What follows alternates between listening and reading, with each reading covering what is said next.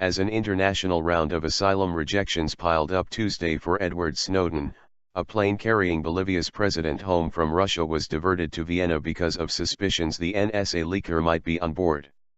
Officials in both Austria and Bolivia said that Snowden was not on the plane, which had to land in Vienna after France and Portugal refused to let it cross their airspace.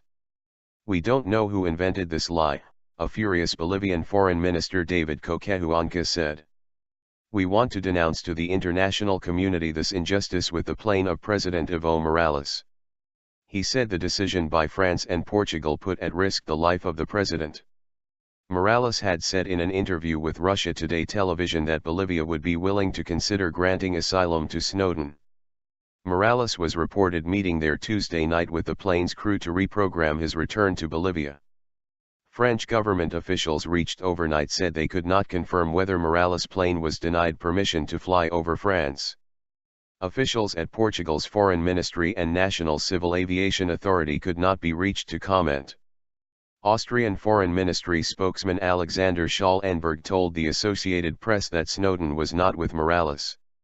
Snowden has faced an international round of rejections after frantically applying for asylum in a bid to extract himself from the Moscow airport, finding himself increasingly relying on a handful of Latin American countries that may or may not help him.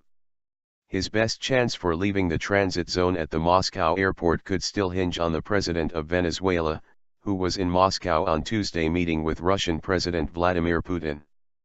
President Nicolas Maduro of Venezuela was coy on the matter, but voiced support for the NSA leaker. Who must protect Snowden? This is the question. This young man of 29 was brave enough to say that we need to protect the world from the American imperial elite, so who should protect him? Maduro said.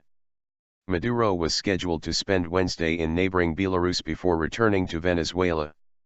According to WikiLeaks, which is aiding Snowden, the NSA leaker has applied to a total of 21 countries, though Snowden has apparently withdrawn his application to Russia after Putin demanded he stop leaking U.S. secrets as a condition for refuge. But a string of countries on Tuesday either rejected Snowden or said his application would only be valid if he was already on their soil. Among the countries that told him no were Brazil, India and Poland. Speculation, then, centered on those countries that have not yet provided a definitive response. These include China, but also Bolivia, Cuba, Nicaragua and Venezuela. Bolivia's president also met with Putin during a summit of major gas exporters in the Kremlin. Putin on Monday was mum about the possibility of another world leader whisking Snowden away. Snowden is facing diminishing options, without a valid U.S. passport or any country that so far has agreed to take him. India's External Affairs Ministry spokesman Syed Akberuddin said Delhi has carefully examined the asylum request and decided to turn it down. Akberuddin said Tuesday that the government has concluded that we see no reason to accede to that request. Amid the roadblocks, Snowden broke his week-long silence on Monday, defending his right to seek asylum while separately claiming he remains free and able to publish sensitive information on U.S. surveillance. In a statement issued on the WikiLeaks website, Snowden attacked the Obama administration, saying, on Thursday, President Obama declared before the world that he would not permit any diplomatic wheeling and dealing over my case. Yet now it is being reported that after promising not to do so, the president ordered his vice president to pressure the leaders of nations from which I have requested protection to deny my asylum petitions. This kind of deception from a world leader is not justice, and neither is the extra-legal penalty of exile.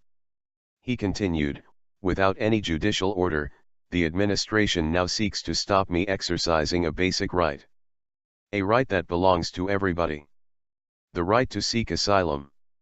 Separately, in a letter in Spanish sent by Snowden to Ecuador President Rafael Correa and obtained and translated by Britain's Press Association, he declared, I remain free and able to publish information that serves the public interest. No matter how many more days my life contains, I remain dedicated to the fight for justice in this unequal world. It was the first known statement from Snowden since he flew out of Hong Kong into Moscow more than a week ago.